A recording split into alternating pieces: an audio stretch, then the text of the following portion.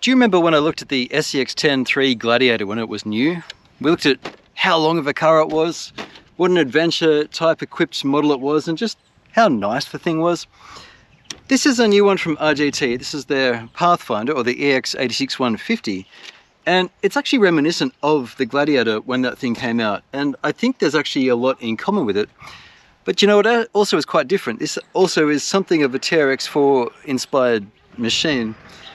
I'm actually fairly excited to show you this one because it's a little confusing. Let's just say this is an interesting model, and it might be one of their more premium ones yet. It's only been recently released, the RGT Pathfinder, and I'm really interested to see what it's all about. Even the wheels I recognize from previous RGTs. There's a bit going on with this one. Let's take a look at it.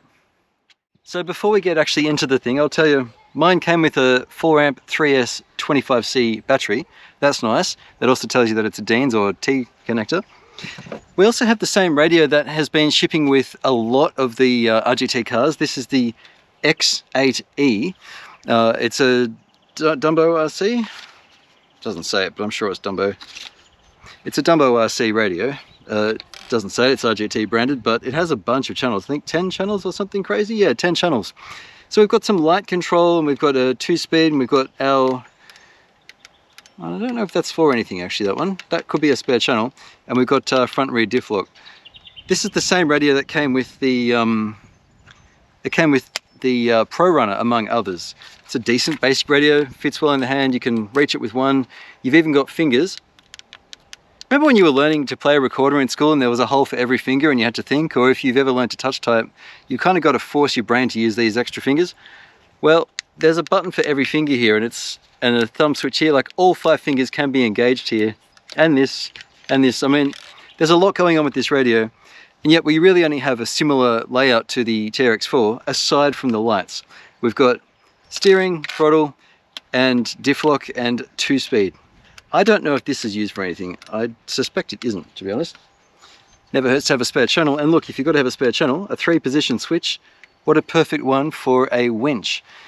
This is used as a dig, and a so front-wheel drive, 4-wheel drive dig on the Pro Runner. So that's the radio, 4 AA's, and nothing wrong with it. I'm actually a fan of this radio. I like it. The other thing they included was this opposing plate that goes in the back of the transmission, and we'll get to this when we have a look at the car in a minute, but we've got opposing direction shafts here, and if you were to change axles, or particularly if you were to, for whatever reason, if you wanted to have the shaft coming out of the left rather than the center and spinning the same direction as this guy, you can do that with this plate. So there'll be a hole in the gear inside there, so it's ready to swap if you ever wanted to do it. Most of us aren't actually going to use it, but I'm really glad they included it. While we're looking underneath, there's a new design to their center piece as well. It's actually quite long, which lets them use, I've noticed, a standardized female side of the shafts, and they just have the typical short fella there and a long guy here. So that actually makes a lot of sense to me. One hop up some people are going to do on this is to have bent rear links in particular, although at the moment, for what it is, it does actually protect the shaft. It's actually quite a long car, so it's, I'll put the wheelbase on screen because I don't know it, but there's a lot of stuff that's adjustable here. Looking at the body, one thing that's jumped out to me is these stickers aren't really on very straight, and I think that's more of a body mold situation. But the thing's very well completed out of the box. It came with all the stickers that you see here. I haven't changed anything. These things came in a packet with some screws, and I've installed them. They're just brush guards for the car. That's the only thing I've changed. The bonnet, or the hood rather, and the doors don't open. It's just set like this.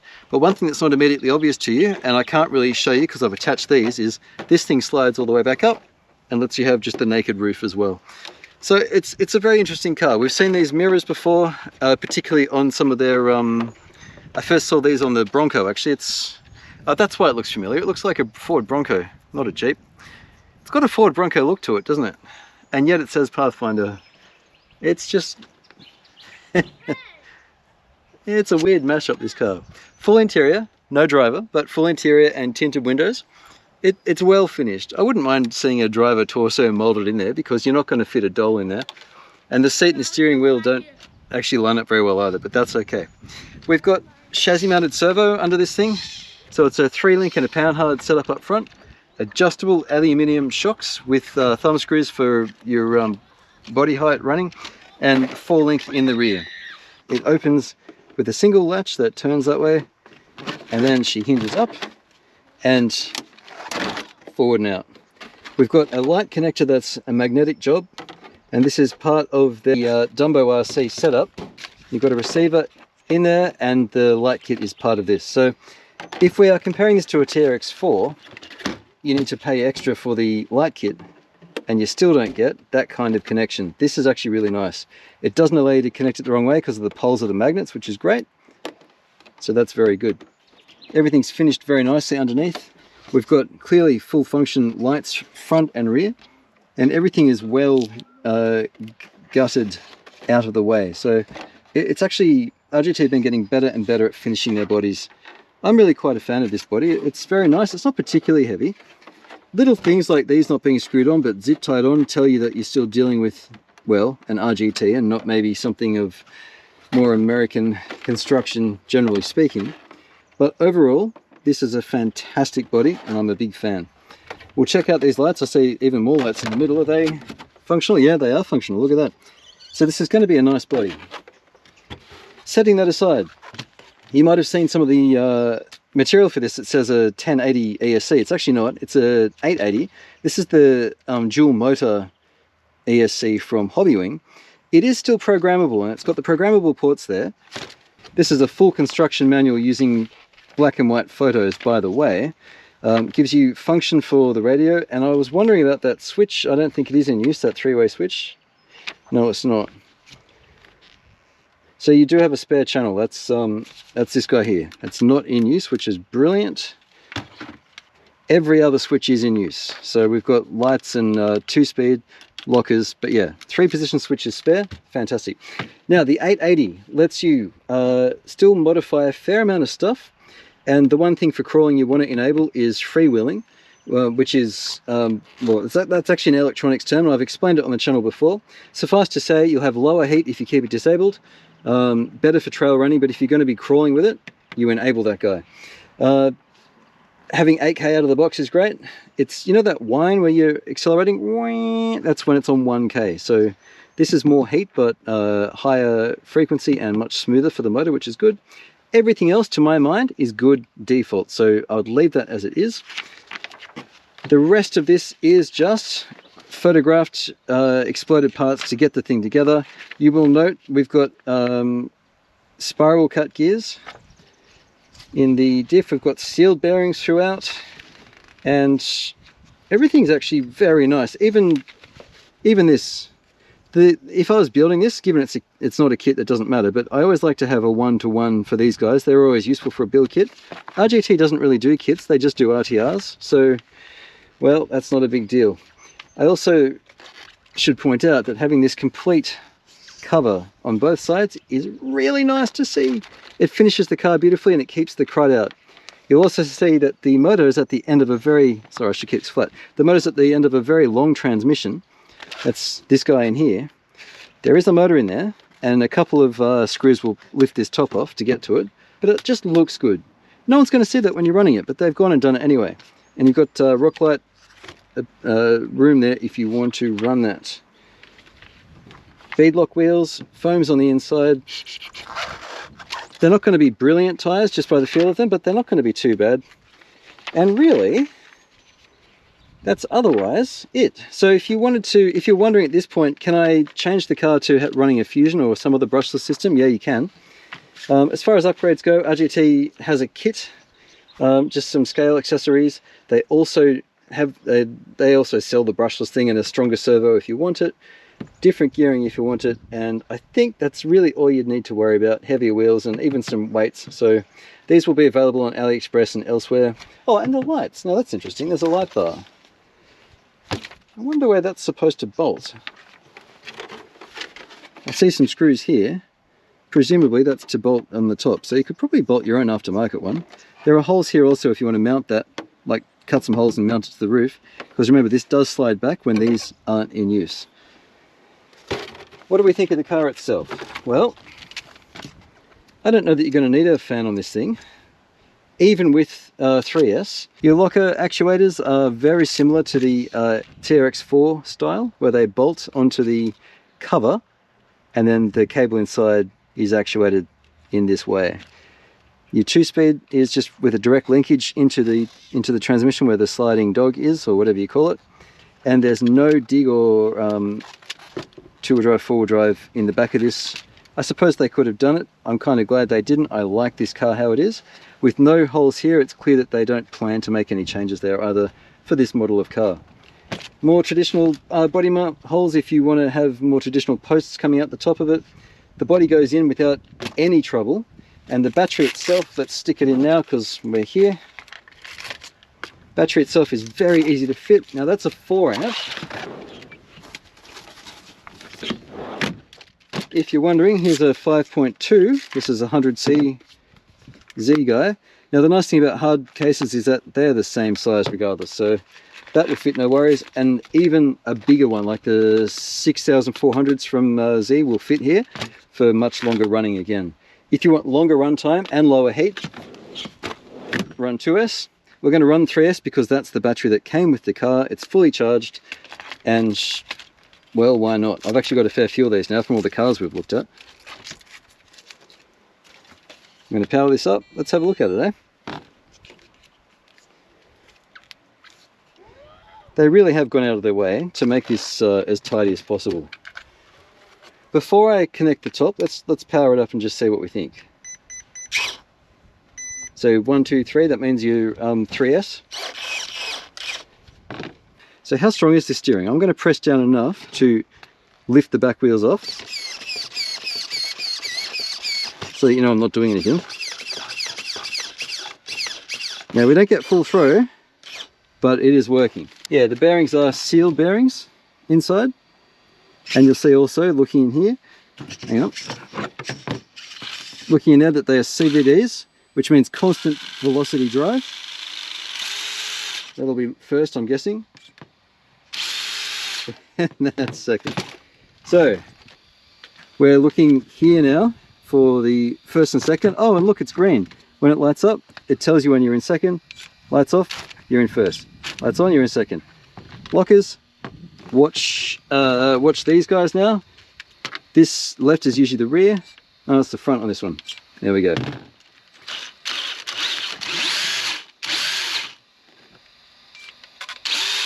There we go. So as you can see, currently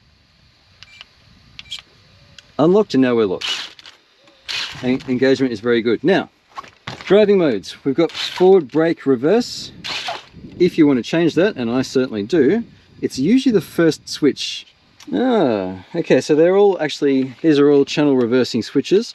This is not one of the newer radio types, which means we don't get to change LiPo and nickel metal hydride profiles. It's all done in the programming here, which means forward brake, reverse, and forward reverse are done through programming. So we really do need the programming card. Let's just see if the 1080 card works. I've got one here. Right, I've got a WP 1080 programming card here, just a standard job. We're going to connect the programming port.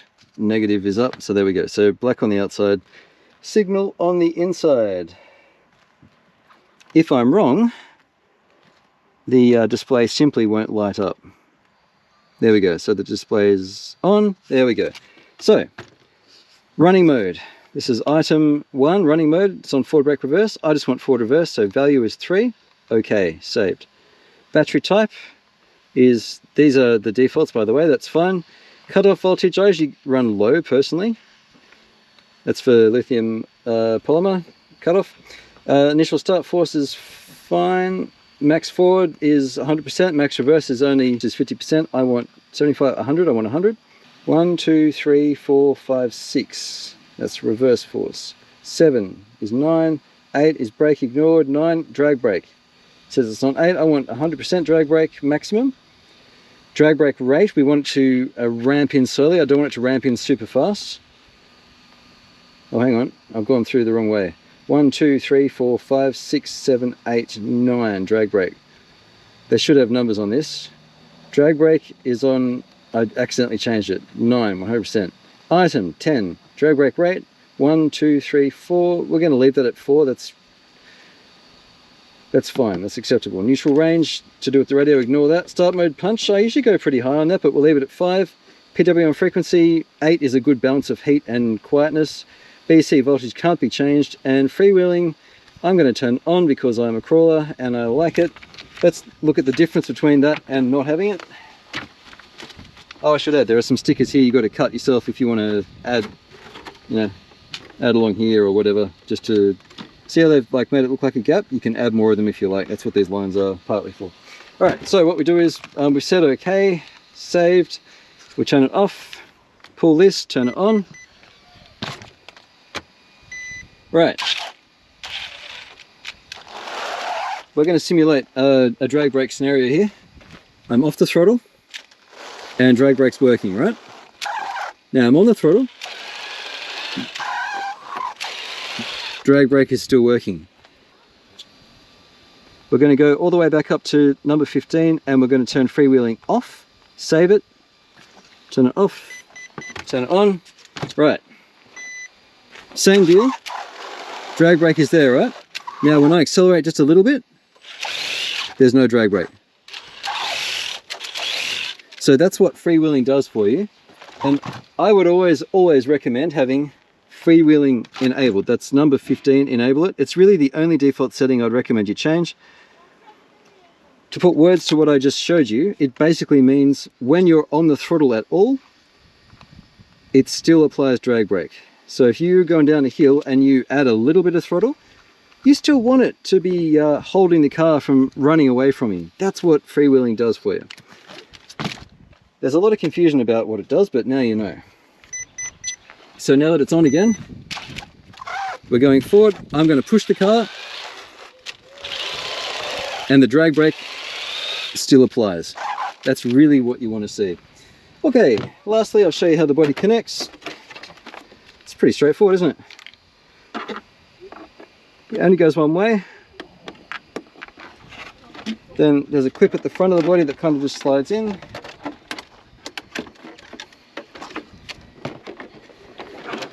Get the back lined up as well. And you're done. Do it up. We'll check that these gutters are in. They are. Simple as that. Right, let's look at the lights. Top button does lights, flashing off. Bottom button does orange, flashing off. So you can have headlights and flashing if you wanted, or vice versa. Let's see what the back is doing. Oh, also, indicators. They're not particularly bright. I'm not particularly complaining either. That's still quite acceptable. All right, so we'll turn them off, start again. Oh, that's interesting. I'm going to guess we actually have reverse. Yep, we've got reverse. Do we have indicators? Yes, we do. Ah, these taillights stay on regardless. But one last thing I'll note for you is when they're on and you press this button, it's on solid. When you press it again, they're flashing. This is flashing. Same with the bottom. On, solid, flashing, flashing. I really like that. Let's give it a drive. Well, we're unlocked in the second gear. How fast is this thing on 3A? Oh no, oh no, Craig. It's not a racing car, Craig. I've already started to ruin this lovely car. Oh dear. Alright, unlocked.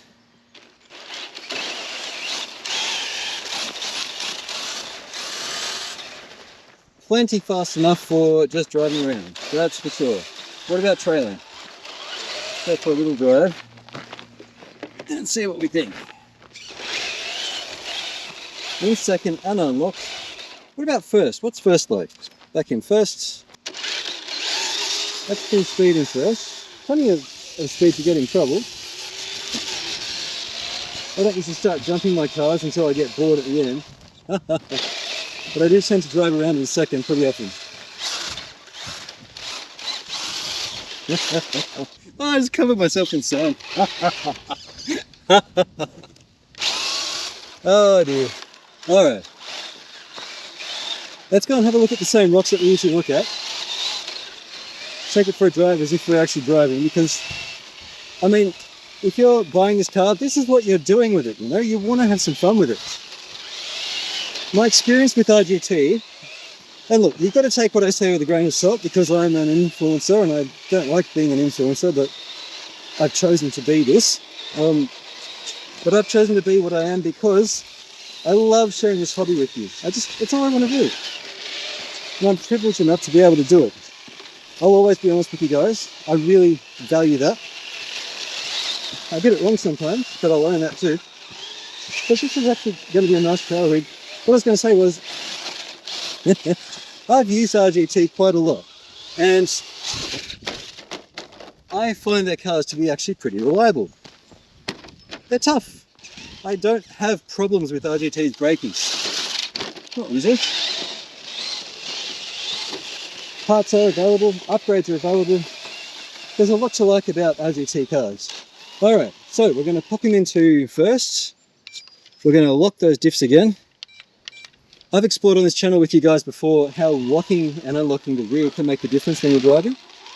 We're not going to get too technical today, we're just going to try and get a long car up and over some technically demanding stuff while I hold the camera with one hand and drive with the other. This is what I'm doing.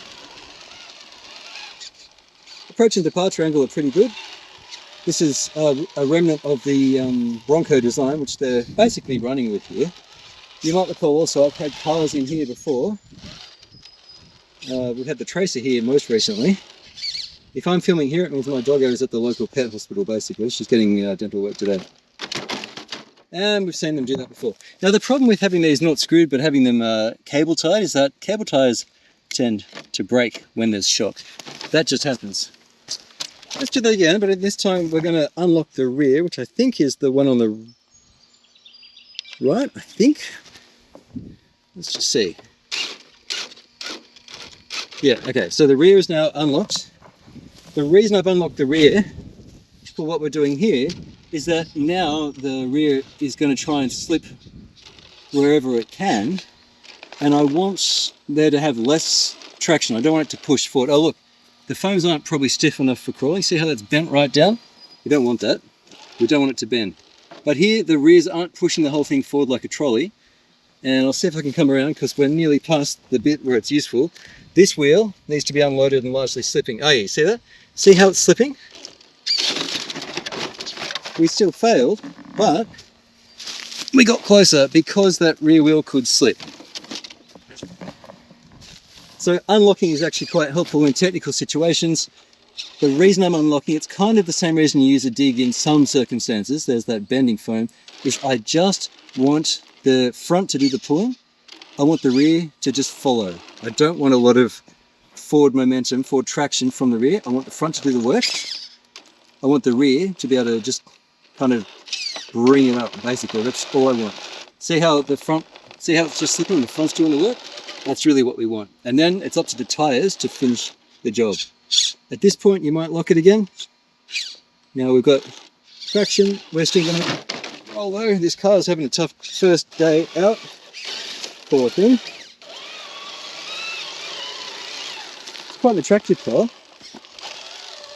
Now this is, you might remember, 100% drag brake.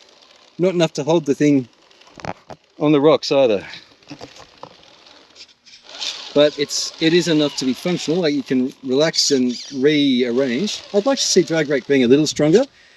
That's up to you to change the ESC if you want. You might go to a 1080 if you want, or just go straight to a Fusion, because all the cool kids are doing that these days. And honestly, there's a good reason for it. The Fusion is very, very good. Tyres, I think, will be my first change if I was going to use this as a daily driver, and I tell you what, I might. The foam's a bit soft, so I guess that's where you'd start. Having some mass down low would be helpful, but don't just jump into adding mass to everything. Sometimes you want to get other things right first, like suspension, or in this case, tyres. If you look at my FMS video from not too long ago about the K10, the K5 Blazer, sorry, oh, I've got too many K's in my head. I'm not a Chevy guy, sorry. I'll link it here now. That had no brass added. I just changed the suspension among a few other things, and the difference it made was incredibly large. You don't need to add mass, and for a trail car, I'd avoid it if you can. And it just needs addressing. In this case, yeah, look, stiffer foams and maybe better tyres. These tyres are ample. They hook up on the dirt and sand, and they're still fine for crawling, right? Like you just watched it crawl. But I think that's probably the weakest part of this car. It's actually a fairly nicely rounded package. I'm a fan of this thing. I already knew I would be, because I've spent so much time with the Rescuer, the RGT Rescuer. These are really, really good cars. They're properly good cars. And like I said before, I'm sharing my love of the hobby with you. I'm not actually interested in, like, it helps to make $1 here and there, and I need this channel to be profitable long-term to keep going, right? But I'm putting that second, and I promise you I always will, I'm putting that second to still sharing truthfully what I find with these cars. And I'll tell you now, I like RGT cars. The old RGT kind of sucked. The Tracer was like the end of the old stuff. I looked at it quite late in its life, but all the new stuff since really the Pioneer, way back a few years ago, they've just been getting better and better and better. They're really, really good. Now, we don't have the breakover at the front here. There is a fairlead on the front bumper too, by the way. But if we can get a tyre just to reach out and get, like, just kiss the rock anywhere there. Now I'm steering, and I'm hoping it might lift us up. This is where strong steering can help. I'm steering away from where I want to be. Yeah. Sometimes we just kind of sneak up on it. It's a long bumper. And those metal D-shackles are pretty, but they kind of get in the way of crawling.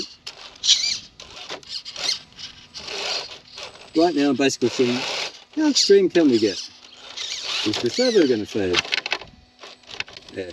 My 6-problem course is going to straighten this out. Tell you what, I'm going to unlock the rear. I don't want that rear pushing. I just want the front to do some pulling. Otherwise we're going to follow down towards us. Ever so slightly reversing, ever so slightly. I just want the back to settle. I went a bit far then, but I'm driving with one hand. There we go, there we go. Come on. It's close. I'm walking it on the servo basically. And that should tell you that the servo actually has plenty of go here.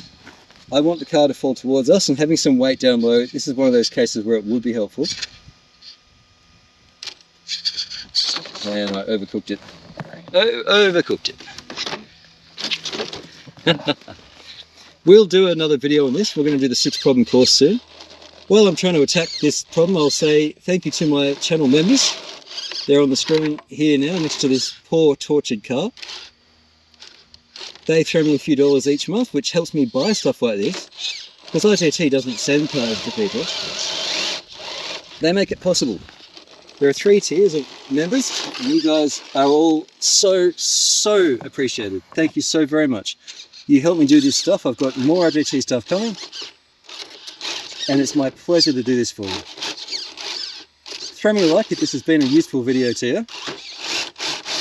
I'm trying something stupid here, but I don't know, I just wanted to show you what we could do.